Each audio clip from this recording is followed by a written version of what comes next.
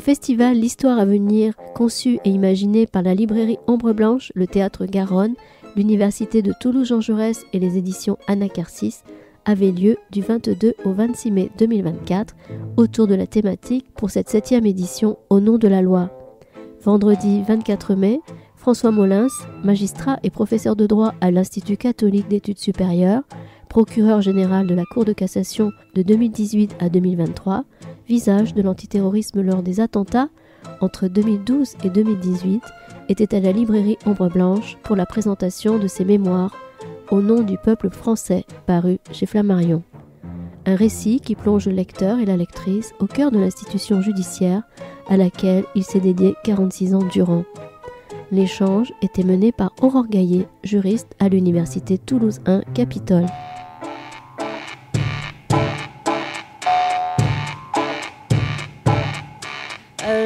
Bien, c'est formidable de vous voir aussi nombreux pour accueillir François Molins tout particulièrement. Et pour moi, c'est un grand plaisir d'introduire cette discussion. Je vais vous donner la parole le plus possible, mais peut-être quelques mots pour commencer. Alors François Molins, vous qui êtes entré dans la vie des Français, héros de la justice moderne, vous qui avez donné votre nom à la promotion des auditeurs de justice de l'ENM 2023, ce qui vous tient particulièrement à cœur, et qui introduisait votre podcast que j'invite vraiment à tout le monde à suivre, qui est extrêmement intéressant à voix nue avec cette parole. Vous avez été au service de la justice pendant 46 ans. Et donc, c'est vraiment un plaisir de vous avoir aujourd'hui. Aussi, ça me permet de remercier la librairie Ombre Blanche et le festival parce que je crois qu'il y a un certain nombre d'entre vous qui êtes des habitués de ces rencontres et je crois que nous laisser la possibilité d'échanger avec des auteurs de qualité et d'être présents, c'est vraiment l'honneur et la chance de notre ville et de nos institutions. Donc, je vous propose ici d'introduire cette séance et à partir de votre livre, donc le livre de François Molins, au nom du peuple français, qui sont aussi vos mémoires, et qui nous permet de voir le parcours d'un homme, le parcours d'un magistrat. Et je vais commencer, j'ai prévu quelques questions de fond ensuite sur la justice, mais d'abord sur vous. C'est-à-dire sur vous en tant que magistrat, en tant que procureur. Peut-être quelques mots pour indiquer pourquoi en tant que procureur. Donc je ne vais pas vous retracer l'ensemble de votre biographie. Cependant, rappelez que vous avez commencé substitut du procureur à Carcassonne, 1979, et qu'ensuite, il y a, je vais citer 3 séquences très importantes, qui sont des mots qui sont pas toujours, dont nous ne sommes pas toujours familiers. Procureur de la République auprès du tribunal de Bobigny, procureur de la République, tribunal judiciaire de Paris, procureur général près la Cour de cassation. Donc tous ces mots, ce sont des mots du parquet. Vous avez été un parquetiste, c'est-à-dire quelqu'un qui représente le ministère public et qu'on distingue de la magistrature, qu'on appelle aussi la magistrature du siège, ceux qui rendent les jugements. Et peut-être pour introduire qui vous êtes, ce que vous avez fait, et ce qui va nous permettre aussi d'enchaîner sur des questions plus précises, mais quelle est votre définition de ce métier de procureur, de parquetiste ? Alors effectivement, ça renvoie d'ailleurs à l'une des raisons pour lesquelles j'ai voulu écrire ce livre, c'est que donc votre question est totalement légitime. Je me suis rendu compte au travers de toute cette carrière qu'on ne connaît pas en réalité le contenu de la fonction du procureur.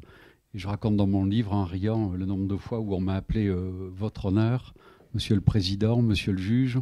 J'ai même eu droit un jour à commissaire Molins, sûrement en relation avec la fameuse série télé.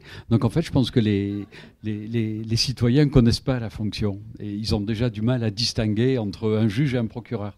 Alors effectivement, je vais commencer par définir le juge. Le juge, c'est celui qui est totalement indépendant et qui va rendre les décisions sur les litiges dont il est saisi ou les poursuites pénales qui sont engagées par le procureur.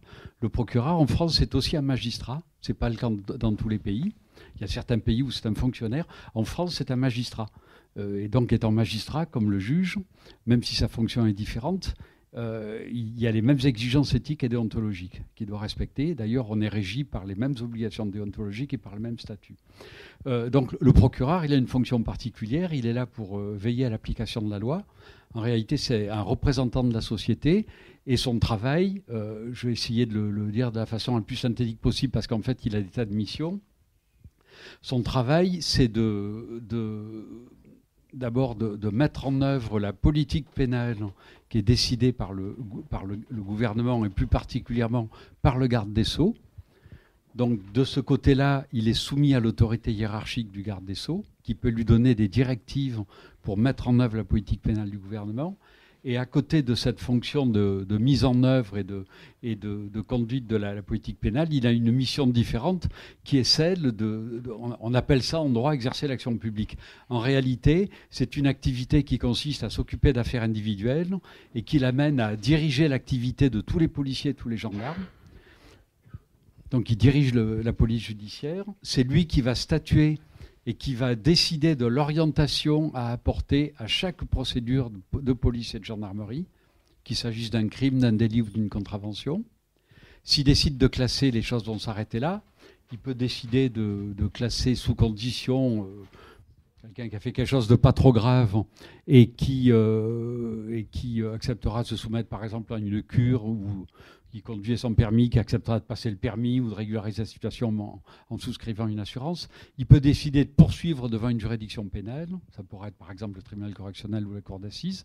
Et s'il décide de poursuivre devant une juridiction, sa mission est d'aller devant ce tribunal ou cette cour d'assises sur un dossier, donc de soutenir une accusation, c'est-à-dire d'essayer de convaincre le juge de ses arguments pour aboutir à une condamnation. Et son travail sera dans ce cadre-là de requérir une ou plusieurs peines. Et s'il est arrivé à convaincre le tribunal et que 7 ou ces peines sont prononcées, sa mission ne s'arrête pas là, puisque la mission va consister à ce moment-là à faire exécuter la peine qui a été prononcée. Donc vous voyez, c'est vraiment quelque chose qui couvre la totalité du spectre pénal, hein. Du début, j'allais dire, à la fin. Et puis, j'ajouterais enfin que, comme un juge, il a aussi une mission, même s'il peut l'exercer, il n'a pas la même compétence que le juge pour l'exercer, mais comme il est magistrat, il est procureur, mais il doit aussi veiller à la garantie de la liberté individuelle dans le cadre de son travail. Bien qu'autorité de poursuite, il doit aussi veiller à la garantie des libertés.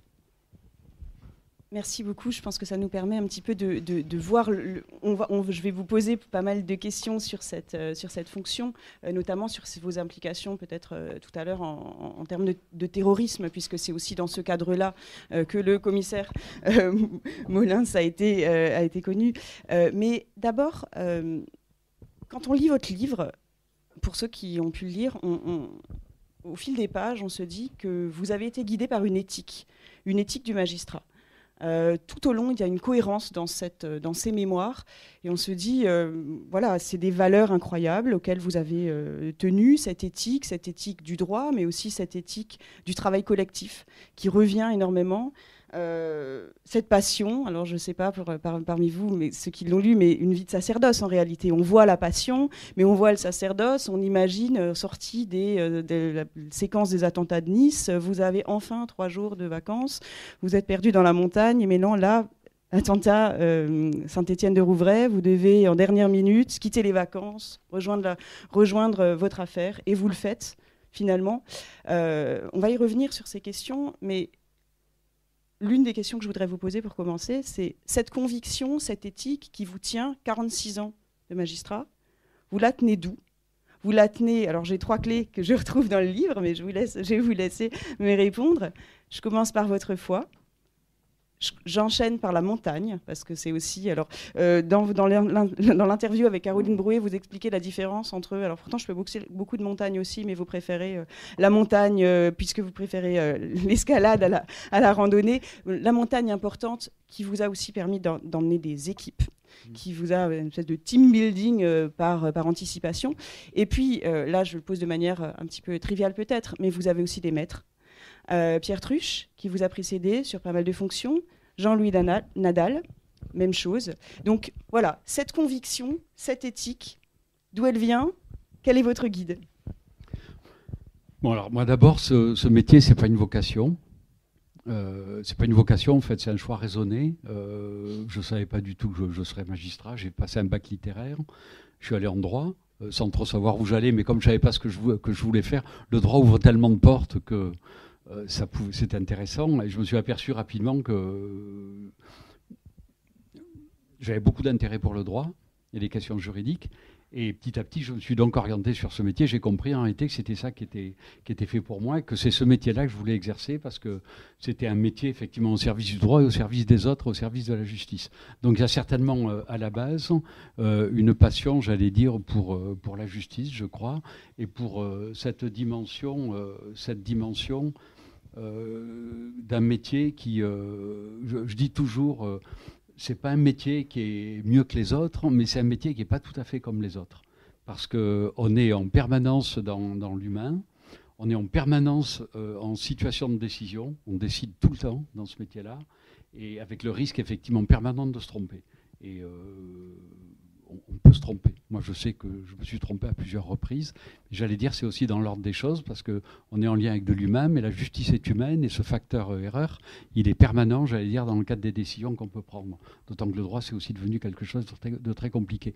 Donc, il y a certainement cette passion pour le droit et la justice. Et puis après, effectivement, je pense qu'il y a des choses il y a plusieurs carburants, qui m'ont aidé effectivement à traverser certaines épreuves. Après, bon... ma carrière, elle est, par certains côtés, elle est originale, par d'autres, elle ne l'est pas. Une carrière, c'est toujours le hasard des rencontres et le hasard des circonstances. On ne choisit pas les circonstances qu'on va traverser. Ça va vous mettre en relation avec certaines difficultés. Et puis le hasard des rencontres, effectivement, qui vont vous permettre de rencontrer des gens de valeur qui, effectivement, vont beaucoup vous influencer et représenter des exemples. On parle de mentor. Bon, donc moi j'en ai eu, comme tous mes collègues, je pense, en ont aussi. Donc ces carburants, après, c'est effectivement c'est la foi. Je pense que la foi, ça aide, ça rend un peu plus solide, en termes de conviction. La montagne, comme vous disiez, pourquoi la montagne? Parce que ça donne le goût de l'effort. Et puis ça apprend, j'allais dire, les vertus du partage et du travail en équipe. Parce que c'est vrai que dans une cordée, on partage tout. Donc on apprend à faire confiance aux autres. Et ça, c'est quelque chose de très important. Et puis la montagne, c'est plein de dangers objectifs. Donc il y a un lien, je pense, moi, que j'ai toujours vu entre la montagne et la gestion de crise.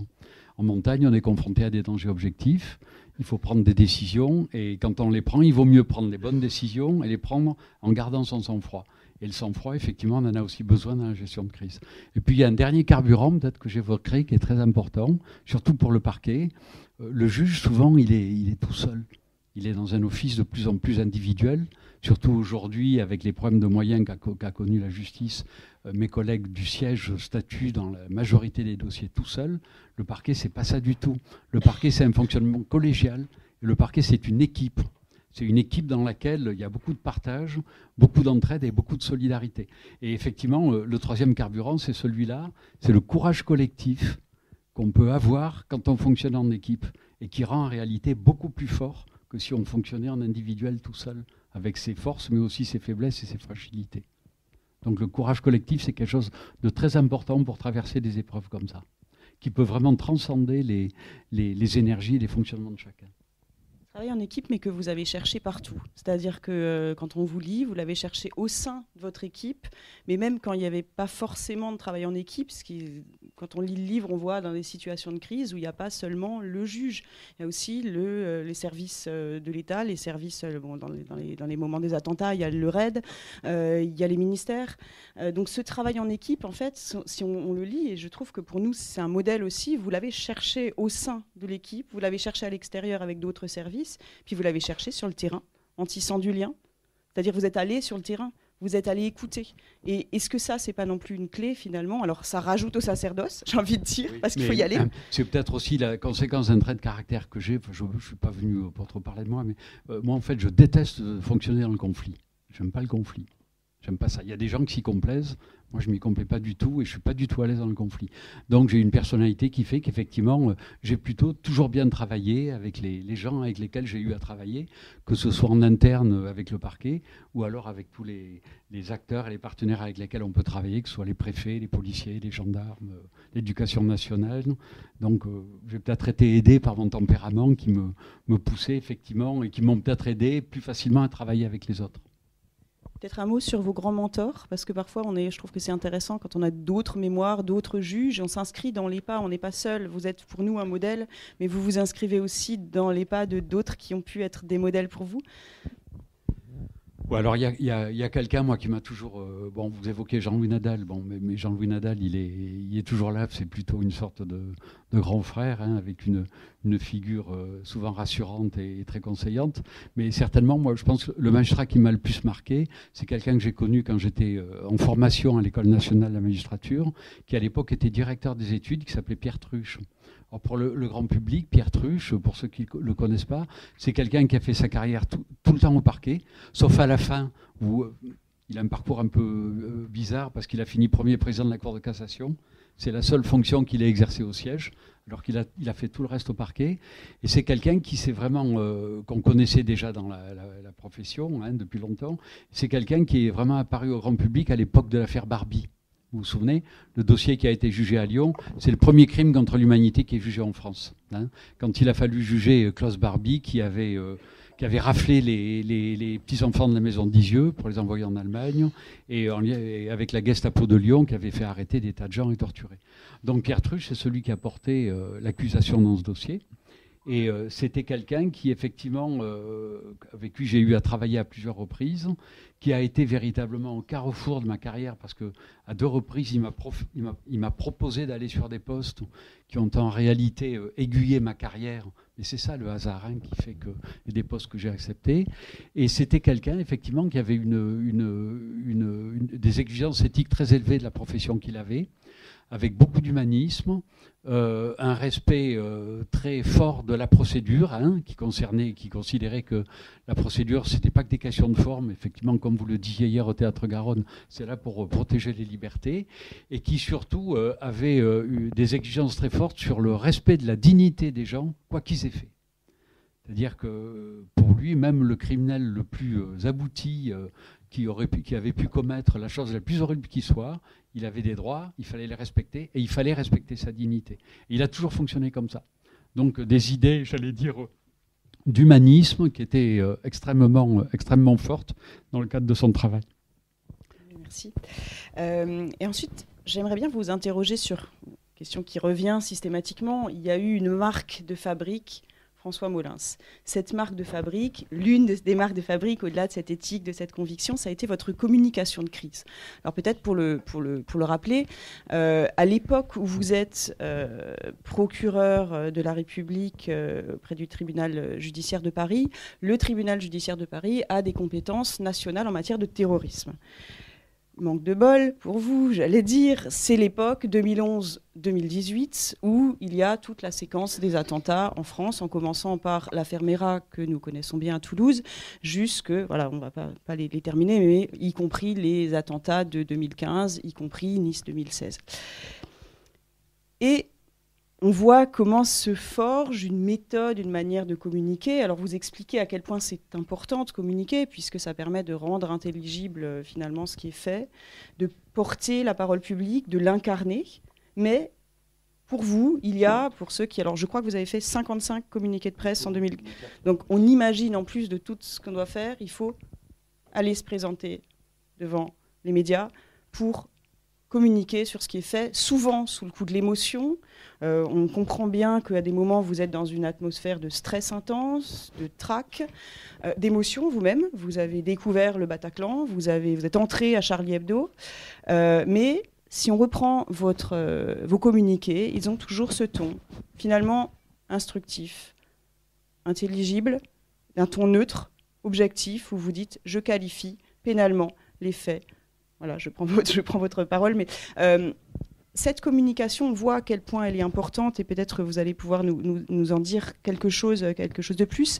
Et en le lisant, je me disais, mais qu'est-ce qu'on peut... Le juge n'est pas un communicant comme un autre. On est dans cette période d'hyper-communication, mais vous n'êtes pas un communicant politique. Vous devez communiquer, mais à votre place, avec quand même le stress de la communication. Et j'allais dire, cette clé qui est l'objectivité juridique, qu'est-ce qu'on en fait à une ère de post-vérité, où même le fait neutre devient difficile à porter. Donc, est-ce que vous pouvez nous donner quelques éléments sur cette communication ? Alors, je ne veux pas discréditer les autres, mais c'est effectivement tout ce qui fait la différence entre la communication d'un magistrat et d'autres formes de communication, notamment politique ou syndicale, ou tout ce que vous pouvez imaginer. Alors d'abord, pourquoi communiquer ? Il y a deux raisons. Hein. Et puis déjà, il y a un fondement. Il faut savoir que dans la loi française, le procureur de la République a le monopole de la communication sur les enquêtes judiciaires. Donc la loi, en fait, dit que vous avez une dimension secret dans les enquêtes doivent être secrètes, et le seul qui peut violer ce secret et rendre public des éléments tirés des enquêtes, c'est le procureur, et lui seul, et quand il le décide. Donc sur ces dossiers, s'il n'y avait pas eu de communication de procureur, il n'y aurait pas eu de communication du tout, en tout cas dans ce cadre-là, sur le cadre des enquêtes. Alors, cette communication, elle se fait, comme le procureur est magistrat, elle se fait avec des codes, c'est-à-dire qu'il y a toute une éthique à respecter, elle doit se faire en respectant, j'essaie d'expliquer un peu pour bien comprendre les tenants et les aboutissants, ça ne peut pas se faire n'importe comment, il y a toujours des principes à respecter et à assurer, il faut respecter la présomption d'innocence. Alors, en matière terroriste, c'est pas ce qu'il y a de plus difficile, hein, paradoxalement, parce que souvent, les terroristes, ils ont été abattus par la police, donc la présomption d'innocence, elle devient un peu éthérée quand même. Hein. Il y a ensuite la confidentialité des investigations. On ne peut pas dévoiler tout ce qui est en train de se faire ou qui se fera demain au niveau du travail des policiers et des gendarmes.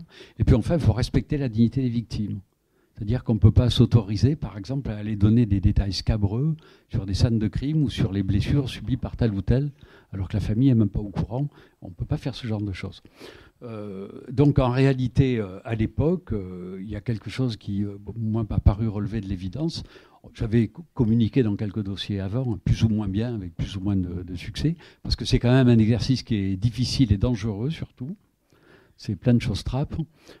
Quand il y a eu l'affaire Mera, effectivement, ça a commencé avec ça. On se rend bien compte que le choc et l'émoi causé dans la société est tel qu'il faut donner des éléments pour que les gens soient en mesure de comprendre ce qui s'est passé. Voilà, c'est aussi bête que ça. Puis je pense que la confiance dans les institutions publiques, elle passe, on le disait hier soir, par la transparence. Donc il faut arriver à être transparent sur ce qui s'est passé et sur ce qu'on fait. Et effectivement, communiquer pour expliquer ce que fait la police et la gendarmerie et la justice, c'est aussi une façon de montrer aux citoyens que, bon, à la base, c'est la base de la justice. Hein. On n'est plus dans une sphère de justice privée où il y avait un crime, et les victimes se vengeaient et la société se vengeait elle-même.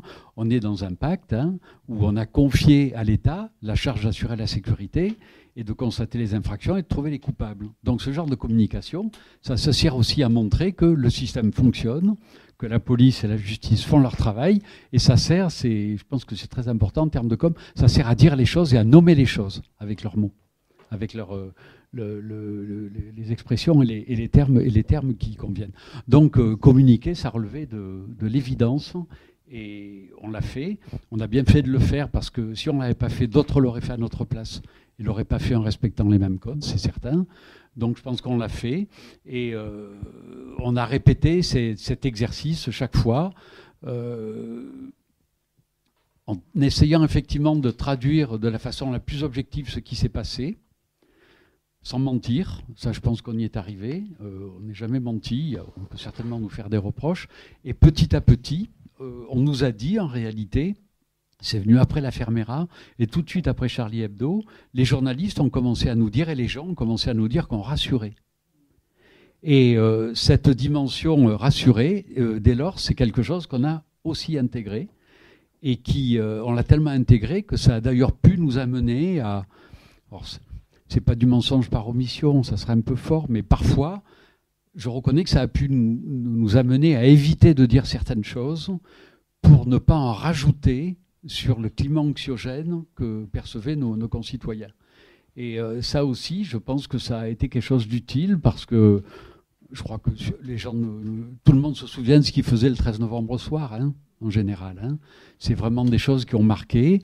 Donc je pense qu'à travers ça, on a été utile. Et puis surtout, on a assuré cette transparence qu'on a pu, que j'évoquais tout à l'heure et qui, je pense, est nécessaire à la confiance qu'on peut avoir dans l'institution. Alors je terminerai en disant que la communication, c'est dangereux, c'est difficile. Moi, on me voyait à la télé puisque c'est moi qui parlais, mais j'étais un peu que la partie émergée de l'iceberg. Hein. C'était un travail très collectif. On travaillait ça avec une petite équipe. On savait déjà très vite. Alors oui, là aussi, on communiquait parce qu'on décidait de communiquer. On n'a jamais, à cette époque, communiqué à la demande du politique. On communiquait parce qu'on avait décidé de communiquer, au moment où on avait décidé de communiquer. Et c'est tellement vrai que moi, mes éléments de langage, ce que je prononçais, je ne le faisais absolument pas avaliser par mon supérieur ni par le garde des Sceaux. Je leur envoyais 5 minutes avant de prononcer de dire les conférences de presse. Et donc ce travail était préparé en équipe, par une petite équipe on était 5 ou 6 en général, avec une chargée de communication qui écrivait. Et puis après, on enrichissait. Moi, en général, souvent, je faisais l'introduction et la conclusion. Et puis, c'était un travail véritablement au mot près à la virgule. Hein. Aucune improvisation, parce que c'était effectivement trop dangereux. Voilà effectivement comment ça se passait. Et pour terminer, il est arrivé un temps où, après les attentats majeurs de 2015-2016, la question s'est posée de savoir si on continuait. C'est l'époque de fin 2016, 2017, 2018, où en réalité, on a une tentative d'attentat ou un attentat ou une tentative d'attentat quasiment toutes les 6 semaines. Donc la question s'est posée de savoir est-ce qu'on continue à communiquer ou pas, est-ce qu'il faut faire comme pour les attentats majeurs qu'on a connus en 2015-2016. Et mon équipe, en fait, voulait qu'on arrête, parce que c'est vrai que ça donnait beaucoup de travail à tout le monde. Et en fait, c'est moi qui ai imposé qu'on continue, parce que je me suis dit, si on arrête, dans le climat dans lequel on vit, on va susciter une incompréhension majeure. Les gens ne comprendront pas pourquoi il n'y a plus de communication. Et je pense qu'en arrêtant, on va alimenter la théorie du complot. Les gens vont être persuadés qu'on leur cache des choses, donc il faut continuer. Et donc j'ai imposé, on a continué.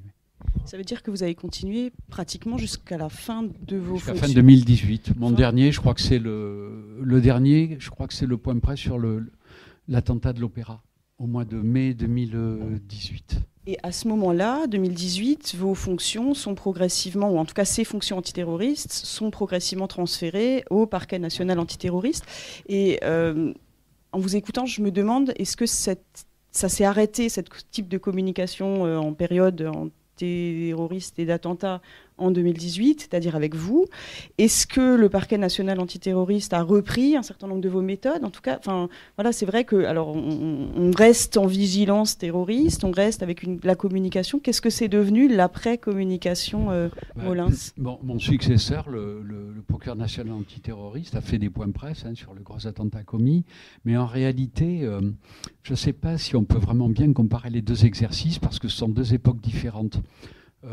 Moi, le travail qu'on a fait à l'époque avec la section antiterroriste du parquet de Paris, c'est une époque où il y a des attentats très graves, mais qui sont à la limite relativement faciles à qualifier de terroristes. Je pense que la caractéristique qui a marqué les années 2019, 2020, 2021, c'est que le parquet national antiterroriste a eu à travailler sur ce que j'appellerais plutôt une sorte de zone grise, dans laquelle le public des terroristes qui étaient passés à l'action était beaucoup plus, on va dire, des tableaux personnels psychologiques teintés à la fois de troubles psychiques et de radicalisation, qui faisaient que c'était peut-être plus compliqué qu'à mon époque, et donc c'était peut-être plus compliqué de se décider, et c'est peut-être ce qui explique que souvent les points presse qui ont été faits par mon successeur arrivent à arrêter plus tard. Et les choses ne se passent pas exactement de la même façon. Je pense que c'est l'époque qui a changé. C'est difficile cette communication parce que, question en vous écoutant, est-ce qu'il faut communiquer sur un attentat raté à la période des réseaux sociaux? Je ne sais pas si les réseaux sociaux ça influe, c'est des choses, c'est pire en pire, j'ai envie de dire. Là, il y a une époque, comme vous dites, depuis 2011, on est presque 15 ans plus tard. Et est-ce qu'il faut communiquer sur les attentats ratés? Manquer, et c'est ce que ça rajoute entre l'idée d'inspirer confiance pour expliquer ce qui est fait et le climat anxiogène qu'on ne veut pas non plus entretenir. Alors il y avait une sorte de partage, moi à mon époque, qui faisait que c'est plutôt le ministère de l'Intérieur qui communiquait sur les attentats ratés. Hein. Ils communiquaient davantage. Hein. En essayant il y avait un deal là-dessus qui fonctionnait bien avec Bernard Cazeneuve, en essayant effectivement de communiquer sans donner des éléments tirés de l'enquête judiciaire. Bon, moi ça ne me choquait pas tellement. C'est vrai que le ministre de l'Intérieur, il est là pour garantir la sécurité des Français, alors que politiquement, il essaie d'exploiter le fait qu'il a pu déjouer un attentat. Bon, je ne suis pas choqué, moi, personnellement. Je trouve qu'il est plutôt dans son rôle. Hein. Mais après, c'est vrai que c'est un exercice dangereux parce que c'est pas toujours évident de qualifier une affaire de terroriste. C'est parfois difficile. Et puis quand on l'a fait, on ne peut pas revenir en arrière. Hein. Et la qualification, elle emporte quand même un certain nombre de conséquences sociales, politiques, en termes d'ordre public. Et tout ça, et vous évoquiez les réseaux sociaux, tout ça se fait avec des médias qui sont extrêmement offensifs sur ces questions, puisqu'ils sont dans une attitude, en réalité, les médias, qui les conduit à... Les médias, en réalité, ils essaient de faire l'enquête en parallèle, en même temps que vous. C'est-à-dire que vous allez faire les perquisitions, vous allez trouver les caméras. Donc, en général, ils ont été bien informés, et par des gens eux-mêmes bien informés. Ils vont aller entendre des témoins avant vous. Ils essaient de faire leur enquête parallèle tout seuls. Donc, ils voudraient, en réalité, avoir des informations en permanence. Et les réseaux sociaux, effectivement, peuvent venir encore compliquer les choses parce que c'est malheureusement un phénomène qu'on rencontre dans notre société depuis des années et des années. Dans les enquêtes, vous avez des tas d'éléments qui fuitent et qui peuvent pouvoir se retrouver très vite dans les réseaux sociaux. Mais je vous prends qu'un exemple. Hein. Après Charlie Hebdo, quand les frères Kouachi prennent la fuite, ils ont un accident dans le 19e arrondissement à un carrefour, ils abandonnent leur voiture, ils oublient la carte d'identité des deux frères dans la voiture. 1 heure après, la carte d'identité d'un des frères Kouachi est dans les réseaux sociaux. Ce qui est quand même assez embêtant parce qu'ils savent donc que leurs identités sont connues et qu'ils sont recherchés. Ça ne facilite pas, d'où l'importance d'avoir du recul en permanence, mais c'est extrêmement difficile. On reviendra peut-être, j'aurai d'autres questions tout à l'heure sur ces dossiers, mais j'aimerais bien vous donner un peu à voir les différentes facettes qu'on trouve dans votre livre et dans votre parcours, même si on n'aura pas le temps de tout faire, mais, et sans doute certaines questions viendront après avec les questions du public. Autre dossier de fond qui vous a beaucoup occupé, alors là je reviens en arrière, Bobigny, 2004-2009. Et donc vous avez affaire, ou en tout cas vous êtes confronté aux émeutes des banlieues, 2005, état d'urgence. Et je voudrais vous interroger sur cette partie qui vous a quand même beaucoup occupé, qui vous a beaucoup importé sur la question de la délinquance. Et on voit à la fois dans votre livre forme de désarroi par rapport à ce que vous appelez la désinsertion sociale, les risques de radicalisation, parfois l'absence de moyens, donc une espèce de désarroi, je pourrais l'appeler comme ça. Puis en même temps, quand même une forme d'espoir parce que vous avez mis en place un travail collectif, un travail sur le terrain, que vous avez expérimenté. Alors je ne connaissais pas, mais je ne sais plus où j'ai noté ça, les groupements locaux de traitement de la délinquance. Lyon, quartier de la Duchère, c'est ça ? Ouais. 70% de délinquance en moins à la fin. Ouais. Donc, pareil, 9-3, vous dites, le collectif, c'est l'ADN du 9-3. Donc, on est partagé entre ce désarroi qu'on partage en réalité, et on se dit, mais qu'est-ce que ça doit être ? Que fait le juge ? Que fait le procureur dans ces dossiers ? Et puis, non, vous êtes confronté au problème, donc vous mettez en place des solutions. Même chose pour les violences conjugales, où vous dites, mais ça me tient beaucoup à cœur. Donc, vous êtes à l'origine du téléphone grande détresse. Voilà, sur toutes ces questions qui peuvent à la fois susciter un désarroi, un sentiment de finalement que faire, et puis vous y êtes confronté, vous développez des techniques, et une fois encore vous faites appel au terrain, au collectif. Première question, peut-être réaction sur ces choses-là, et puis comment ça se perdure dans le temps, c'est-à-dire 70% de délinquance en moins dans ce quartier, ça va où après, quand vous partez? Question peut-être difficile, mais voilà, comment est-ce qu'on peut le porter à l'échelle d'une société? Oui, tout ce que vous dites renvoie en fait à l'un des intérêts du métier de procureur que j'évoquais tout à l'heure. Je vous disais tout à l'heure que le procureur il reçoit des directives générales pour mettre en œuvre la politique pénale du garde des Sceaux. Bon, tous les parquets le font. Mais ce que vous dites en fait renvoie à une autre facette, c'est que le procureur, quand il met en œuvre les directives générales du gouvernement, donc il applique une politique pénale sur un territoire, il a le droit d'avoir des idées, de l'imagination. Surtout dans des départements où il manque de moyens. Et on voit effectivement dans l'histoire judiciaire qu'il y a tout un tas d'instruments qui ne sont pas venus d'en haut, qui n'ont pas été inspirés au ministère de la Justice, mais qui sont nés de l'imagination des procureurs sur le terrain. Et ça, il y en a des tas de choses. Il y a les maisons de justice, il y a les convocations par officier de police judiciaire, il y a le téléphone grand danger, qui est né d'une idée qu'une féministe militante de Seine-Saint-Denis était venue me soumettre en 2006 et qu'on a mis en œuvre à l'époque sans un sous-vaillant de l'État, uniquement avec une aide du Conseil général de Seine-Saint-Denis. Aujourd'hui, c'est dans la loi. Voilà. Et les GLTD aussi. Alors les GLTD, ça parle peut-être pas. Ça vous parle peut-être pas. Un groupe local de traitement de la délinquance, ça consiste à choisir un micro-territoire, en général avec quelques milliers d'habitants, où il y a beaucoup de délinquance, et à faire en sorte que tout acte d'incivilité ou toute infraction reçoive une réponse, même l'acte le moins grave soit-il. Et ça consiste aussi à travailler sur ce qu'on appelle, pardon de l'expression, le noyau dur. Ce que j'appelle le noyau dur, sur ces territoires, le noyau dur, c'est ce qui est constitué par les multirécidivistes.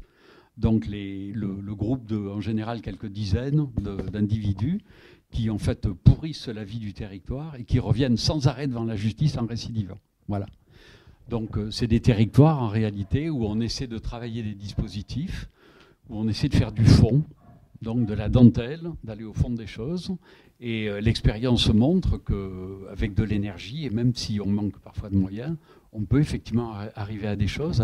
Et c'est pour ça que dans le livre, j'ai voulu raconter cette expérience lyonnaise où on a mis le temps, ça a pris 2 ans et demi, mais on avait pu faire baisser la délinquance sur le quartier de la Duchère, dans le 9e arrondissement de Lyon, de près de 70%. Et aujourd'hui ? Aujourd'hui, après, ça signe un peu la fragilité des choses.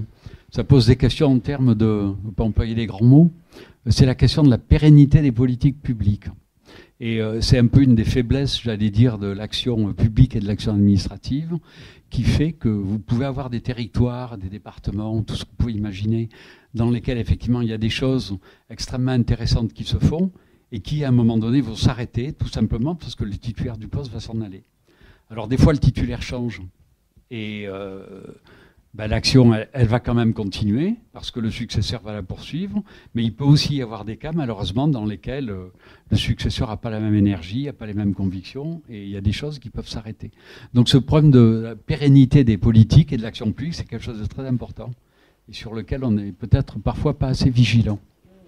Cette question de la vigilance qui est peut-être aussi à encore plus transmettre aux jeunes, en fait. C'est les grands chefs qui devraient veiller pour la justice, et je pense que c'est les procureurs généraux, lorsqu'un procureur change, qui devraient veiller à ce que le nouveau procureur continue le travail qui avait été engagé et continue à travailler effectivement en respectant ses objectifs. Malheureusement, certains le font, mais d'autres pas. C'est un beau combat, cette question de la continuité, de la pérennité des solutions qui fonctionnent en réalité, puisque on est tous en quête de ce genre de solutions. Puis quand on lit votre livre, à ce niveau-là, ça se dit, bon, il y a des choses qui marchent quand même. Mais voilà, il faut les inscrire dans le temps, c'est pas simple. L'heure tourne, j'ai encore beaucoup de questions, alors je vais changer de registre pour vous interroger sur les relations entre la politique et la justice. Pour cette question, pour la situer, je vais la situer à 2 niveaux, puisque vous avez été au contact de la question, on va dire, à 2 niveaux. Premier niveau, dans vos relations personnelles avec les ministres, première chose. On peut le redire, une expérience que vous avez appelée un pas de côté, intéressante, j'imagine, entre 2009 et 2011, auprès du cabinet des ministres de la Justice successifs, Michel Alliot-Marie et Michel Mercier. Ensuite, vous avez parlé tout à l'heure de vos liens avec Bertrand Cazeneuve pendant les attentats. Donc, c'est plutôt une expérience qui fonctionne, où cette relation de confiance peut exister sans faire le lit de gouvernement des juges ou de critique du juge qui fonctionne avec la politique, mais au contraire au service de la mission qui vous était impartie. Plus compliqué, relation avec le ministre actuel. Vous en faites état dans votre ouvrage, donc on peut en parler comme ça. Donc Éric Dupond-Moretti, avec la question de savoir s'il avait... voilà, il a fini devant la Cour de justice de la République, finalement relaxé, tout en la Cour de justice de la République est donc la seule cour qui est compétente pour juger les ministres. Et Éric Dupond-Moretti était le premier ministre en exercice à comparaître devant cette juridiction spécifique qui finalement en novembre dernier le relaxe, mais en relevant une situation, je crois, je cite, objective de conflit d'intérêts. Vous avez fait part de vos craintes, ou en tout cas de vos doutes sur ce dossier, dans une tribune remarquée dans Le Monde avec la première présidente de la Cour de cassation, Chantal Arens. Donc, première question, ces relations directes, j'allais dire, et puis peut-être de manière plus générale, qu'est-ce que vous pensez de ces relations qui sont à la fois de confiance, de méfiance? Quand c'est de méfiance, on voit que ça n'aide pas. Quand c'est de confiance, ça aide aussi, avec dans une période où on peut parler pas de politisation de la justice. Je ne pense pas, parce que vous le dites en permanence, vous n'avez vous-même pas fait l'objet de pression, mais en même temps de judiciarisation de la politique. Donc l'inverse, c'est peut-être vrai. Donc peut-être votre avis sur ces questions. Il y en a beaucoup en une, donc je reviendrai peut-être. Les rapports entre la politique et la justice ont toujours été compliqués, et ils se sont beaucoup compliqués en réalité à partir des années 90. La fin des années 80, début des années 90, c'est l'époque du financement des partis politiques. En réalité, où la justice commence à s'intéresser à ces choses-là, à travers notamment le travail de certains procureurs et surtout de certains, on va dire, grands juges d'instruction. Et surtout, si vous voulez, c'est l'apparition, alors je résume parce qu'on n'a pas beaucoup de temps, c'est une époque importante parce que ça montre en réalité que la loi, elle s'applique à tout le monde, y compris aux puissants. Et ça, effectivement, c'est quelque chose qui a forcément compliqué les relations. Ça, c'est certain, parce que tout le monde vous dira que dans une démocratie, on a besoin d'une justice forte et indépendante, avec des juges qui font leur travail en toute indépendance et toute impartialité. Mais le réflexe naturel d'un politique, quelle que soit sa couleur politique d'ailleurs, lorsqu'il y a un procureur ou un juge qui vient s'intéresser directement à lui, en général, il ne voit pas les choses tout à fait de la même façon. Donc, et moi, j'ai remarqué ces dernières années qu'il y a effectivement à ce moment-là, dès lors, une tendance naturelle à venir se défendre en disant qu'en réalité, le dit homme ou femme politique est inquiété uniquement parce qu'il y a un magistrat qui lui en veut, qui cherche à se venger, qui est une sorte de Zorro qui en réalité poursuit tout un tas d'arrière-pensées. Voilà, ce qui est effectivement une façon de noyer le poisson. En réalité, vous voulez ma peau, j'ai rien fait, mais... Voilà. Donc c'est des relations effectivement qui sont compliquées et qui posent effectivement la question des moyens, j'allais dire, de permettre à chacun de remplir son office. Alors comme je dis, le juge n'a pas à se mêler de politique, même s'il faut être conscient que certaines décisions, je ne suis pas frappé de cécité, même s'il faut être conscient que certaines décisions dans des enquêtes ou des poursuites vont avoir des conséquences politiques lourdes. Moi, je vais prendre un exemple. Le jour où j'ai terminé mon enquête et saisi un juge d'instruction dans l'affaire de M. Cahuzac, je savais très bien que ma décision, elle aurait des conséquences politiques très lourdes et que dans les heures qui suivaient, il allait devoir démissionner du gouvernement. Est-ce que vous pouvez rappeler pour les plus jeunes l'affaire Cahuzac ? Alors, on le sait, mais effectivement, ce n'est pas une raison pour ne pas faire son travail et prendre la décision qu'on doit prendre. La justice, je pense, elle doit suivre son cours et on ne peut pas la faire dépendre des aléas des calendriers politiques. D'ailleurs, il faut rappeler que dans le Code de procédure pénale, quand on vous demande de donner un avis, notamment quand vous êtes procureur, on a des délais à respecter. Et les délais à respecter, ils sont là, qu'il y ait des élections qui se préparent ou qu'il n'y en ait pas. Voilà. Non, et ça, c'est la loi. Donc, c'est des questions compliquées. Et l'autre question qui se pose, effectivement, c'est celle de savoir si, dans l'aménagement et l'équilibre des différentes institutions, la justice a des garanties suffisantes pour travailler correctement. Alors, les juges d'instruction, certainement, aujourd'hui, les ont. Les procureurs en ont, mais je pense qu'elles ne sont pas suffisantes. il faudrait renforcer leur statut. Et je pense par contre qu'il y a un pas qui a été passé, moi que j'ai vécu. Je dis toujours que dans ma carrière, il y a une vie avant et une vie après. C'est une loi qui a été votée le 25 juillet 2013 et qui interdit aux politiques de donner des instructions dans les affaires individuelles. Donc ça veut dire qu'un procureur qui veut véritablement exercer son travail en conscience et en toute indépendance, eh ben, il est indépendant dans la conduite des enquêtes depuis cette date de 2013 qui le protège en réalité de toute instruction qu'il pourrait recevoir du politique. Et ça c'est vrai. Ça veut dire qu'avant 2013, pour qu'on soit tous, nous les juristes on le sait, mais qu'avant 2013, le politique pouvait donner des instructions dans des affaires individuelles. Ce qui est intéressant, et 2013, c'est il y a 10 ans. Donc ça veut dire que cette immixtion dans la vie, on a toujours tendance à voir le verre à moitié vide, mais effectivement, ce pas qui a été fait il y a 10 ans, il est important, mais ça veut dire que jusqu'à présent, en tout cas jusqu'en 2013, il était possible pour un politique de donner des instructions dans les affaires individuelles, ce qui est une immixtion très très forte. Mais pour les plus jeunes, est-ce que vous pourriez donner l'exemple de l'affaire Cahuzac ? Je pense que c'est très intéressant sur la manière dont... La façon de fonctionner. Qu'est-ce que c'était en fait aussi Alors, parce que pour l'affaire Cahuzac, Monsieur Cahuzac, c'est quelqu'un qui il était médecin, il était spécialisé dans les implants capillaires. Implants capillaires, donc il gagnait beaucoup de sous. Hein. Et comme il avait de l'argent et qu'il ne voulait pas donner trop d'argent à l'État, il faisait de l'évasion fiscale, c'est-à-dire qu'il avait des comptes ouverts, des comptes bancaires ouverts notamment en Suisse. Je crois qu'il y en avait aussi à Singapour, qui n'avait pas déclaré au fisc français. Donc c'est un homme politique. Et un beau jour, il se retrouve ministre du Budget. Le ministre du Budget, il est aussi là pour lutter contre la fraude fiscale et l'évasion fiscale. Et qu'est-ce qui s'est passé ? En réalité, je pense que c'est des... Moi, j'ai toujours pensé que c'était des règlements de comptes conjugaux, mais bon. Un beau jour, il y a un média qui sait, sans en avoir la preuve, hein, mais je pense ne pas me tromper, un média, il y a un phénomène qui a beaucoup monté depuis 20-30 ans et qui contribue beaucoup, effectivement, à venir alimenter ces affaires politico-financières. C'est ce qu'on appelle le journalisme d'investigation. C'est-à-dire que vous avez les organismes publics qui font plus ou moins bien leur travail ou ne le font pas. Et du coup, vous avez certains journaux qui ont des journalistes spécialisés qui vont enquêter sur des dossiers. Et là, effectivement, sur cette affaire, un beau jour, moi je rentrais de vacances, je reçois un courrier sur ma messagerie électronique du directeur de Mediapart qui me demande d'ouvrir une enquête parce qu'il a la preuve que M. Cahuzac a ouvert des comptes à l'étranger.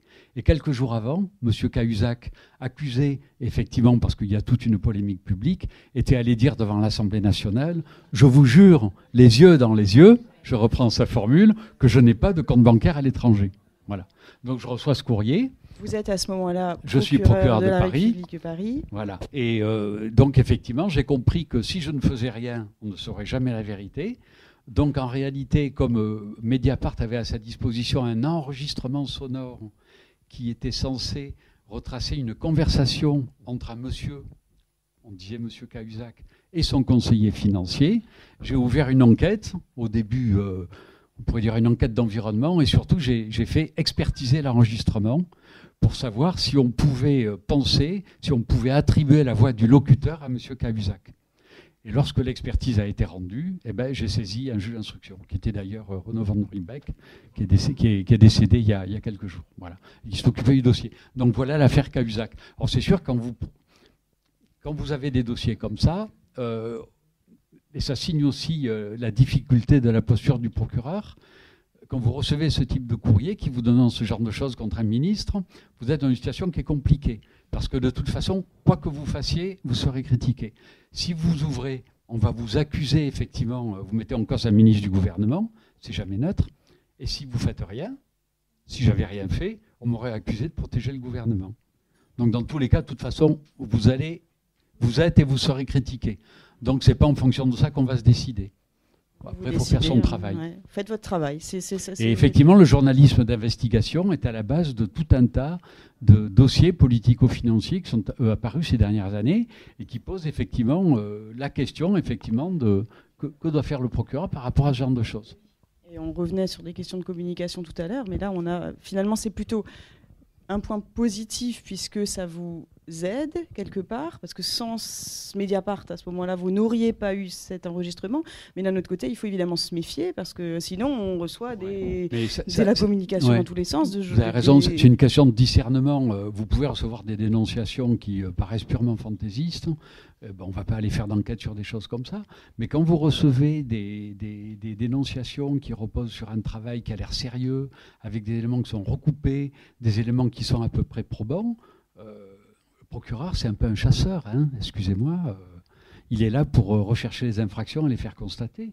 Donc si effectivement on lui apporte quelque chose avec des éléments suffisamment probants pour qu'il puisse penser que quelque chose s'est passé, il n'y a aucune raison pour qu'il n'y aille pas faire l'enquête. Au contraire. Alors je vois qu'il me reste le temps pour une dernière question. J'en avais beaucoup, mais je crois qu'après ce sera l'intérêt d'avoir vos questions à vous.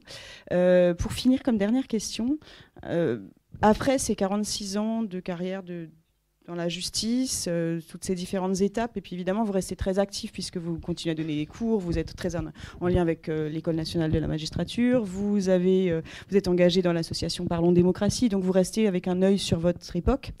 État de la justice aujourd'hui, idée, perspective. Vous avez 2 minutes. Mais voilà, j'aimerais bien on va continuer notre discussion, mais je crois que voilà, vous êtes aujourd'hui, c'est vous qui nous donnez aussi une voix sur ces questions. Que dire en 2 minutes moi, je suis partagé entre l'espoir et l'inquiétude, si vous voulez.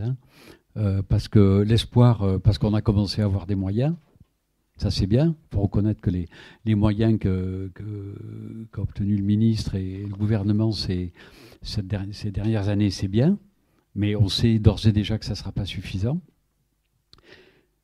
L'inquiétude, c'est que les moyens déjà ne sont pas suffisants. Est-ce qu'on nous les donnera vraiment avec le plan de réduction budgétaire ? On peut quand même se poser pas mal de questions par rapport à l'état des finances publiques et de la dette publique. Est-ce qu'on continuera à en avoir d'autres ? Et l'inquiétude, c'est que la justice va mal, mais pas uniquement par manque de moyens. Elle va mal par manque de moyens. Mais elle va mal aussi parce qu'elle souffre d'une organisation qui n'est pas suffisamment efficiente. Elle souffre de procédures qui sont devenues beaucoup trop compliquées.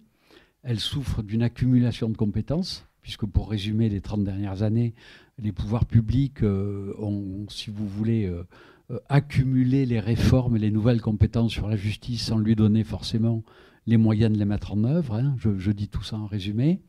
Elle souffre d'une insuffisance des outils numériques qui ne sont absolument pas au niveau. Et je suis un peu inquiet parce que j'avais participé il y a 2 ans avec Jean-Marc Sauvé, et puis on était 12 magistrats et 12 hauts fonctionnaires ou avocats au comité des États généraux de la justice. Et les États généraux de la justice avaient dit à l'époque que la justice souffrait surtout, ça avait été qualifié souffrait d'une défaillance des politiques publiques menées en la matière, c'est quand même fort comme mot, et d'une absence de vision systémique. Voilà. Et on avait préconisé un certain nombre de réformes, véritables de pistes de réformes très systémiques, là pour le coup, qui n'ont absolument pas été repris par le ministère. Sur tous les sujets, sur la procédure civile, la procédure pénale et les prisons, l'administration pénitentiaire dont on pourrait aussi parler. Donc je suis un peu partagé entre l'espoir et l'inquiétude. Moi j'espère vraiment très, très fort que ça va changer. Et puis à côté de ça, je crois beaucoup à l'investissement des magistrats et des greffiers et des autres fonctionnaires et assistants, parce que c'est aussi grâce à eux en réalité que le navire reste à la surface. C'est vraiment grâce à leur investissement et leur énergie que le navire n'a pas sombré depuis longtemps. Donc je sais qu'ils sont là, qui continueront, mais on ne peut pas non plus demander, on ne peut pas faire tenir indéfiniment les choses sur le dévouement, et aussi exemplaire soit-il. C'est sûr. Mais j'ai quand même envie de terminer avec des mots en vous citant de votre épilogue qui sont plutôt des mots, effectivement, à la fois partagés. C'est vraiment c'est partagé, mais moi-même j'ai envie d'en prendre le meilleur, et cette fois-ci je vais lire mon papier, puisque ce sont des extraits de votre livre, et ce qui me permet aussi de m'adresser, on a quelques jeunes ici qui sont peut-être des futurs magistrats, et je vous cite parce que je trouve ça très beau. Être magistrat, c'est rendre la justice au nom du peuple français, donc votre titre, c'est écouter, c'est appliquer le droit, c'est répondre aux exigences de l'impartialité, élément essentiel de la confiance du public dans l'institution judiciaire, même si la quête est difficile. Être magistrat, c'est un métier exigeant et difficile, dont la première vertu est le courage. C'est aussi un métier magnifique, de passion. Donc, comme vous êtes le parrain de promotion de la promotion 2023 des auditeurs de justice de l'ENM, peut-être que ces mots pourront porter d'autres auditeurs de justice plus tard, et nous-mêmes. Et donc, je vous remercie au nom de tout le monde ici pour votre courage et pour ce métier magnifique. Merci beaucoup.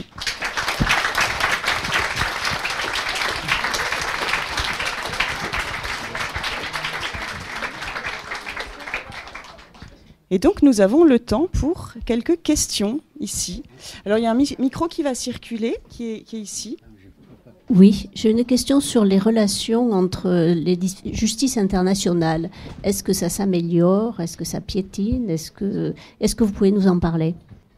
Oui, alors c'est vrai que j'en parle pas dans le livre. J'en parle pas dans le livre pour une raison très simple, c'est que je me suis pas senti le plus légitime pour en parler. Mais je vais vous répondre. La justice internationale, moi, quand j'étais au parquet de Paris, on travaillait beaucoup avec elle. Parce que il y a un principe de complémentarité et de subsidiarité. Normalement, on doit traiter. Hein, et ils viennent après coup pour traiter ce qu'on ne traite pas, hein, au niveau de la Cour pénale internationale. La justice internationale, qu'est-ce que je peux dire là-dessus? Je pense qu'elle fait ce qu'elle peut. Elle traverse des époques difficiles parce que c'est quelque chose de compliqué, la justice internationale, hein, parce que la Cour pénale internationale, elle est fondée sur un traité qui a été signé il y a maintenant plus d'une vingtaine d'années, hein, traité de Rome, ouais, 98, qui n'a pas été ratifié par toutes les plus grandes puissances l'ont pas signé, hein. Les États-Unis n'ont pas signé, la Chine ne l'a pas signé, la Russie ne l'a pas signé, Israël ne l'a pas signé. Donc ça pose véritablement un problème d'effectivité.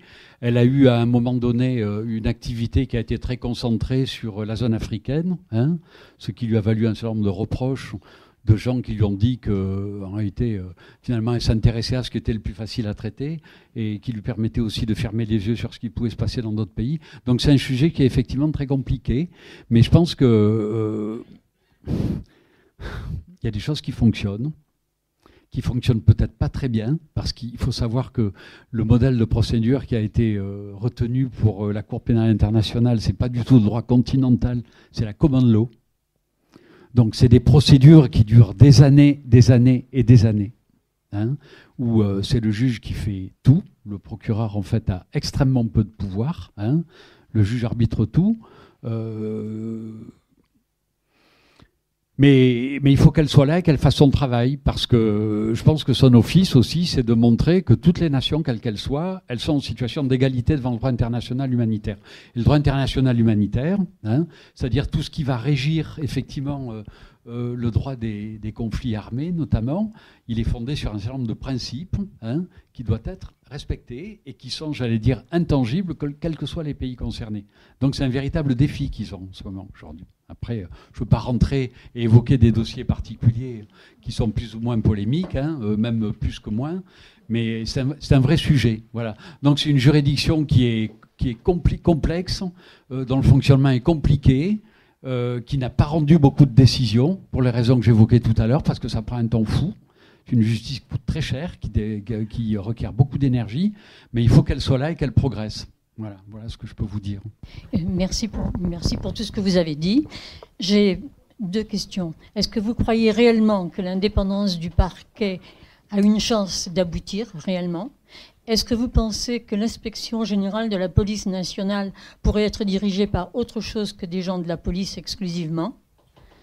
Et en dernier lieu, est-ce que vous pensez qu'est-ce que vous, enfin, en tant que citoyen, qu'est-ce qu'on peut penser d'une décision de justice, même si on n'a pas le droit de la critiquer, qui assure que des délits ont été constitués, mais que s'il n'y a pas d'intentionnalité, certaines personnes peuvent échapper à la sanction.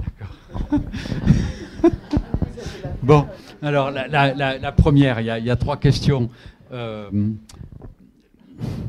L'indépendance du parquet, je pense que les politiques n'en veulent pas trop aujourd'hui. Il y a un statut du parquet qui est sur la table avec une réforme depuis 23 ans qui n'a toujours pas abouti. Et qui est prête à être votée par le Congrès, puisqu'elle a été approuvée dans les mêmes termes par le Sénat et l'Assemblée nationale. Donc le mois dernier, quand on a réformé la Constitution sur l'IVG, le président de la République aurait très bien pu raccrocher le wagon de la réforme du statut du parquet, il ne l'a pas fait. Dont acte, alors qu'on a des tas de promesses faites depuis 2017. Alors même qu'il avait déposé une réforme du statut en 2018, etc. Donc, alors, le parquet ne sera jamais complètement indépendant, il ne peut pas l'être, puisqu'il est là aussi pour appliquer la politique pénale du garde des Sceaux. Donc, de ce point de vue-là, il n'est pas indépendant, il ne doit pas l'être, puisqu'il faut que la politique s'applique de la même façon sur tout le territoire, et puis il faut que la loi soit égale pour tous. Mais par contre, il faudrait renforcer ces garanties statutaires, ça je le crois intimement. La deuxième question, c'est sur... Ah oui, alors vous savez qu'aujourd'hui, les 2 inspections de la police nationale et de la gendarmerie nationale sont dirigées par des magistrats. Ouais, puisque l'inspection de la police nationale est dirigée depuis 2 ans par un magistrat qui est mon ancienne chargée de communication du parquet de Paris. C'est pas moi. Non, mais dont on parlait tout à l'heure. Un petit beau le cuivre. Et l'inspection générale de la gendarmerie nationale est maintenant dirigée par un magistrat depuis 6 mois, un ancien juge d'instruction qui s'appelle Jean-Michel Gentil. Voilà. Donc, c'est un pas de plus, si vous voulez, en termes de garantie de fonctionnement et en termes d'indépendance des institutions. On pourrait certainement aller plus loin, mais je pense que c'est déjà un pas intéressant qui a été franchi au niveau du ministère de l'Intérieur, ce que je crois. Alors, la dernière décision que vous rendez, c'est un peu plus... Oui. C'est sur l'intentionnalité. Alors d'abord, moi, ce que je voudrais vous dire, c'est qu'on a le droit de critiquer une décision de justice. Ce qu'on n'a pas le droit de faire, c'est de la discréditer. C'est pas tout à fait la même chose. C'est-à-dire que critiquer avec des mots convenables, moi je pense que c'est même sain de pouvoir critiquer une décision de justice. Ce qui n'est pas admis, c'est le discrédit. Alors après, c'est sûr que critiquer... Je pense que pour un citoyen, ça ne pose pas de problème. Après, quand on est magistrat, il faut faire attention. Ou quand on est parti, on dit souvent que si on critique, il faut faire... Moi, comme procureur, tant que j'étais en fonction, je n'ai jamais critiqué une décision de justice. Quand je n'étais pas content, je faisais appel. Voilà, ça c'est normal. Mais après, je ne vois pas pourquoi on ne critiquerait pas si on reste dans la mesure et la convenance. Alors effectivement, pour le schéma que vous évoquez, alors je vais essayer de vous répondre sans vous répondre directement, parce que je ne veux pas remettre en cause des décisions qui ont été rendues. Mais effectivement, c'est une décision qui, sur le plan juridique, présente une particularité. Est-ce qu'on la rappelle pour Oui, alors en fait, vous faites allusion à la décision de relâche de la Cour de justice de la République qui a été rendue contre M. Dupond-Moretti, qui, après avoir dit que tous les éléments matériels du délit de prise illégale d'intérêt étaient constitués, ce qui aurait pu laisser penser qu'ils allaient le condamner, est suivi de 2 paragraphes qui disent qu'en réalité, il ne savait pas, et que donc il a fait tout ça sans aucune intention de le faire. Sans aucune intention de le faire. Alors, bon, moi, il ne faut pas refaire les procès. C'est une décision rendue par une juridiction. C'est comme ça, elle est définitive.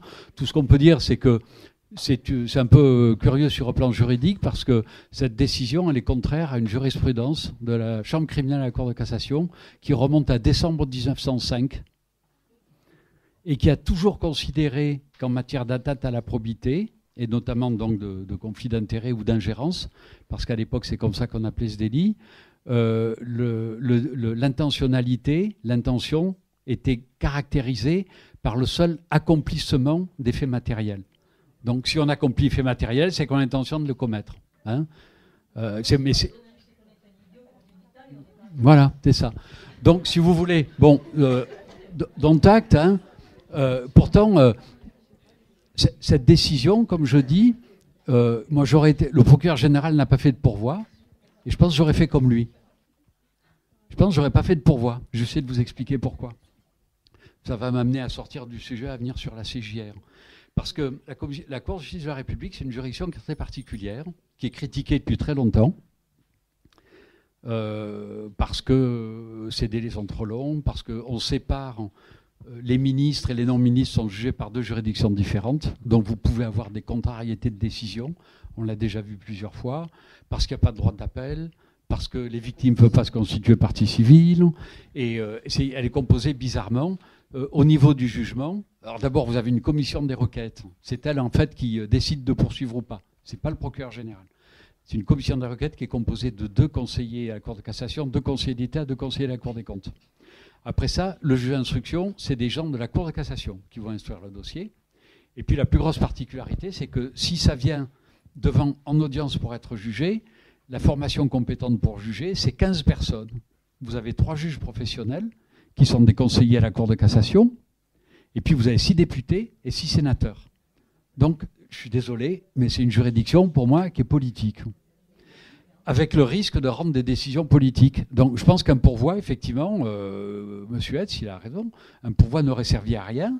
L'Assemblée plénière de la Cour de cassation aurait, je pense vraisemblablement, pu casser la décision. Si elle avait cassé, elle aurait renvoyé à la Cour de justice autrement composée, qui aurait statué non pas avec les juges titulaires, mais les juges suppléants. Donc vous auriez eu 6 députés, 6 sénateurs, et je pense qu'on aurait vraisemblablement eu le même résultat. Voilà. Donc ça renvoie en réalité, la problématique que vous évoquez, à la composition de cette juridiction, qui je pense n'est plus adaptée.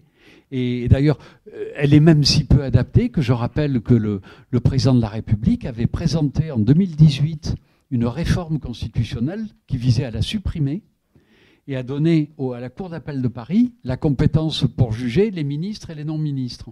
Le malheur, c'est que cette réforme, son examen a été paralysé à l'Assemblée nationale par l'affaire Benalla. Voilà. Donc l'affaire Benalla a bousillé cette réforme et a paralysé le calendrier parlementaire, et on n'en a plus jamais reparlé. Donc je ne suis pas le seul, vous voyez, à être convaincu qu'il faudrait faire évoluer les choses.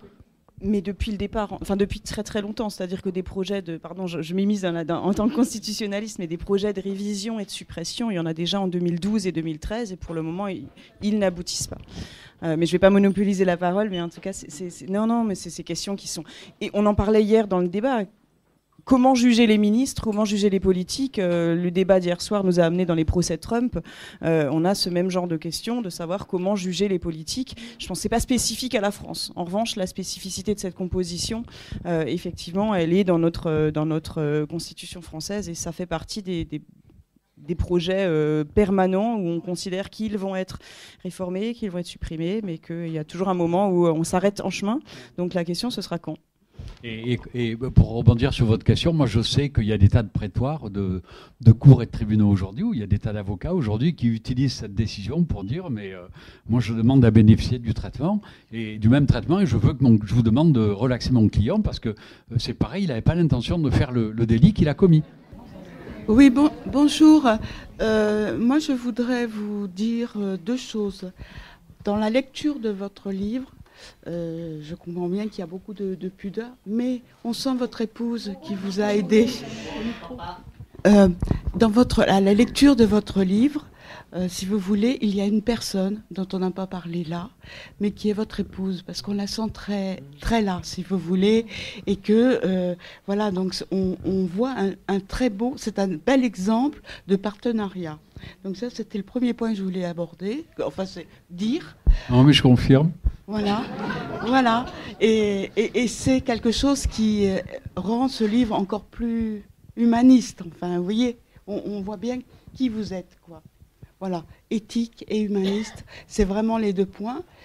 Et je voulais savoir aussi, par rapport aux choses auxquelles vous avez assisté, dans les attentats, etc., qu'est-ce qui vous a aidé à tenir face à des horreurs que vous avez vues? Vous voyez, comment ne pas se laisser débordé par son émotion, par, vous voyez, voilà. Alors, merci pour ce livre, en tout cas. Je vais vous répondre. Quand on est magistrat, et n'importe lequel de mes collègues pourrait le dire, hein, on est confronté en permanence à la violence. Hein, et lorsqu'on est procureur, on va souvent sur des scènes de crime, hein, donc des scènes de meurtre, d'assassinat. Donc c'est des choses auxquelles on est confronté tout le temps. Mais pour autant, même si on est habitué à ce genre de violence, hein, pour autant qu'on puisse s'y habituer, on n'est pas préparé effectivement à ce qu'on a vu. Hein. On n'est pas préparé à ça. Et donc, si vous voulez, on est confronté à des choses qu'on n'aurait jamais pu imaginer. Des choses en réalité que moi j'ai analysées aussi après coup. Il y a des choses que je me suis refusé à croire. Hein. J'explique dans le livre, je pense que c'est pour ça que je suis rentré 3 fois dans le Bataclan. Parce qu'en réalité, je fais un déni de la réalité. Je ne veux pas croire que ça s'est passé et ce que j'ai vu est vrai. Donc, effectivement, ça pose la question de comment arriver à gérer des horreurs pareilles. Je ne sais pas. Moi, ce que je dis, les jeunes magistrats et les élèves magistrats me posent toujours cette question-là. Et je leur dis toujours que, bon, on est magistrat, on est des hommes, on est des femmes, on travaille en permanence dans l'humain, donc c'est normal d'avoir des émotions. Et moi, je serais même inquiet si je me trouvais face à quelqu'un qui n'en avait pas. Donc c'est normal d'en avoir. Après, il faut arriver à les maîtriser. Et ça, c'est un exercice, si vous voulez, qui est très personnel. Chacun réagit un peu en fonction de ce qu'il est. Alors moi, je dirais sur les carburants, la foi, ça peut aider. Hein. Moi, j'avais une habitude sur ces scènes terroristes. Longtemps, j'en ai pas parlé, mais bon, mon éditeur a voulu que je me livre un peu, donc je l'ai fait. J'avais une habitude, c'est que sur les scènes de crime, je prenais 1 ou 2 minutes de recueillement, et des fois, je me signais. Un signe de croix. Personne ne me voyait, hein, parce que je suis très respectueux en termes de neutralité du service public. En général, vous êtes seul, hein, personne n'est à côté de vous, donc c'était tout à fait discret. C'était une façon de m'isoler et puis de penser à autre chose. Et puis après, il faut revenir à l'exercice de ces responsabilités, quoi, parce que vous avez des tas de décisions à prendre. Il faut les prendre. Et puis là, pour le coup, il ne faut pas que l'émotion vienne envahir la raison. Hein. Il faut rester dans le rationnel et à la rigueur. Voilà. Après, chacun fait un peu comme... Et puis, je disais, la deuxième chose, le courage collectif. Moi, je me suis aperçu, dans la gestion des attentats terroristes, qu'avec les collègues, qui souvent étaient des jeunes, hein, parce que la moyenne d'âge, c'était entre 30 et 40 ans, on s'est tous rendu compte, on a fait des choses plus ou moins bien, il y a des choses qu'on a bien faites et on a fait aussi des erreurs, mais je pense qu'on a tous eu le sentiment d'être arrivés à faire des choses qu'on ne serait jamais arrivé à réaliser. Donc tout ça pour dire que le courage, ça peut aussi transcender les gens. Et surtout le courage collectif et amener, j'allais dire, les gens finalement sont transcendés et compte tenu des enjeux auxquels ils sont confrontés, arrivent ne vont pas déplacer les montagnes, mais pas loin, quoi. Voilà. Alors après, on avait organisé des suivis psychologiques quand même, hein, parce que pour être complet, les collègues ont plus ou moins bien supporté, et de mémoire d'ailleurs, il y en avait eu 2 pour lesquels il avait fallu orienter sur des suivis psy, parce qu'ils étaient très marqués par ce qu'ils avaient vu, quoi. Juriste. Donc, du coup, je trouve que c'est un outil pédagogique extraordinaire, parce que si vous voulez, dans le public, enfin, on entend parler de beaucoup de choses, hein, mais comprendre, c'est autre chose. Et donc là, vous nous donnez des clés de pédagogie pour comprendre l'univers et ce qui se passe. Voilà. Mais bon, ça fait partie des raisons pour lesquelles j'ai voulu écrire. Hein. Moi, j'ai toujours été persuadé qu'avec un peu de pédagogie, on peut arriver à rendre accessibles des choses qui sont compliquées. Et ça renvoie effectivement, 70% des Français trouvent que la justice est compliquée et pas accessible, c'est vrai. Mais je pense qu'avec des mots choisis et de la pédagogie, on peut rendre des choses accessibles et aider les gens à comprendre ce qui se passe. Moi, j'en ai toujours été persuadé. Et ça signe aussi toute la marge qu'il y aurait en termes de communication de l'institution. Et la professeure de droit confirme. Bonjour. Alors, ma question risque de paraître un peu anecdotique après ce que vous venez de développer, mais elle est un peu personnelle aussi, mais pas tant que ça. Comment avez-vous géré, avez-vous d'ailleurs eu à la gérer, votre notoriété quand même et la médiatisation de votre personne et par ailleurs, moi qui lis le Canard enchaîné Mediapart déjà, dont j'ai quand même souvent lu sur vous et vos fonctions, et je constate quand même aussi que cette médiatisation, elle m'a permis de mieux comprendre justement aussi ce qu'est la justice et son fonctionnement. Donc je pense qu'il y a ce côté positif, mais peut-être que ça a pu vous agacer, vous déranger, ou que ça a glissé sur votre... Oui, parfois, voilà. oui. Oui, c'est sûr. Surtout quand le journal est satirique. Comment je l'ai vécu, moi, cette médiatisation je suis passé par plusieurs stades. D'abord, je n'ai jamais recherché, franchement. Moi, c'est vraiment les attentats terroristes qui m'ont mis sous l'exposition médiatique, mais je ne l'avais pas cherché. Et puis, de toute façon, il fallait communiquer. Il n'y avait pas de candidat pour le faire, je peux vous dire, au niveau du parquet. Il n'y avait pas de porte-parole. Et c'est pour ça que je revenais chaque fois. Les collègues, ils n'étaient pas... particulièrement volontaire pour aller apparaître sur les petits écrans. Donc, d'un autre côté, moi, je trouve que le chef, c'est le chef, donc il faut incarner, et c'est à lui à donner l'exemple et à prendre les responsabilités. Alors, je vous dirais, au début, ça m'a gêné un peu, parce que, vous le croirez ou vous ne le croirez pas, mais je suis plutôt un naturel réservé, moi. Mais bon, j'ai fini par m'habituer. Donc, premier réflexe un peu gêné. Après, j'ai compris que je m'exposais, et que ça pouvait être dangereux. Donc ça a été un peu la deuxième dimension. Mais ça, après, ça a été quelque chose que j'ai évacué assez vite à partir du moment... J'ai eu une protection policière après, donc du coup, j'ai pensé à autre chose. Donc j'ai fait confiance aux gens qui s'occupaient de moi.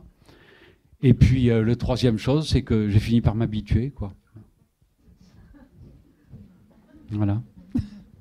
Donc je vis avec.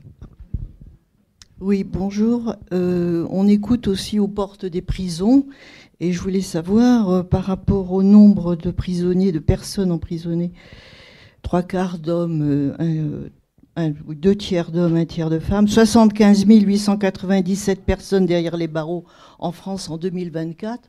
Comment vous envisagez la progression ou l'inverse? Comment on voit les choses? Voilà. Bon, moi, je vais vous dire ce que j'en pense, qui n'engage que moi, mais qui renvoie en fait aux réflexions qu'on avait fait avec ce fameux comité des États généraux.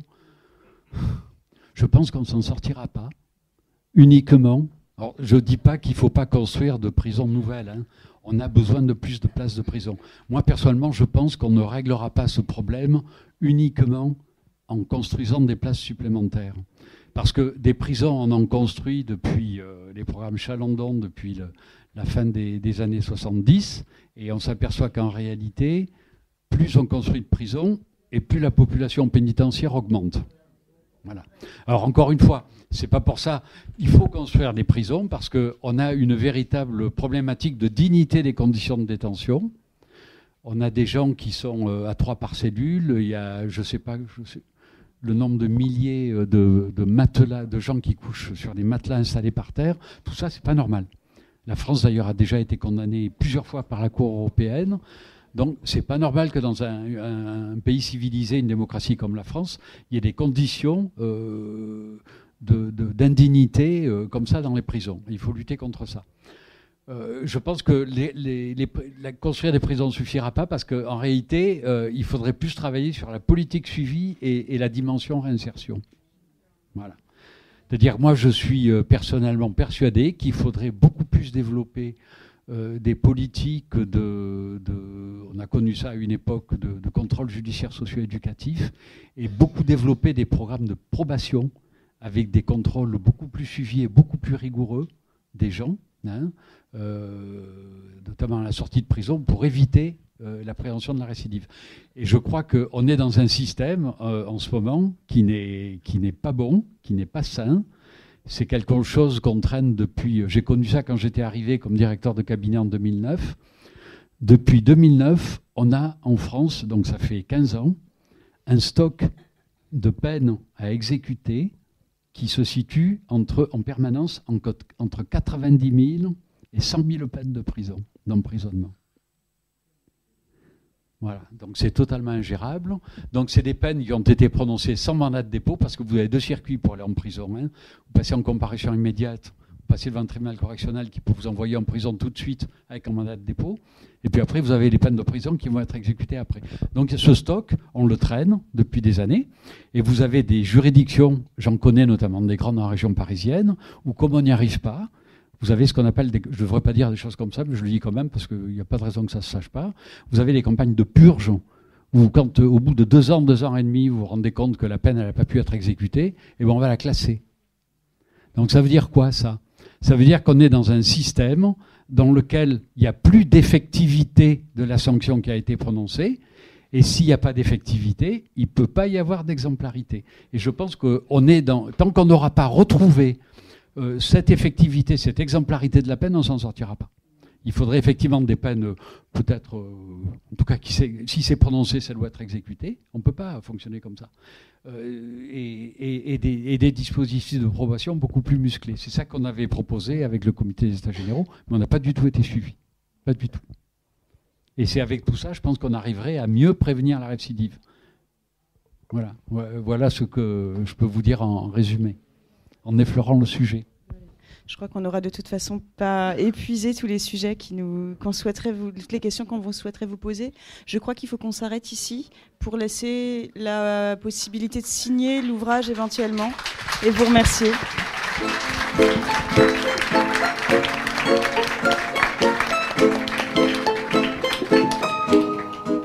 Vous venez d'écouter une rencontre enregistrée dans le cadre de la 7e édition du festival L'Histoire à venir, qui se tenait du 22 au 26 mai 2024, réalisée et mise en onde par Radio Radio.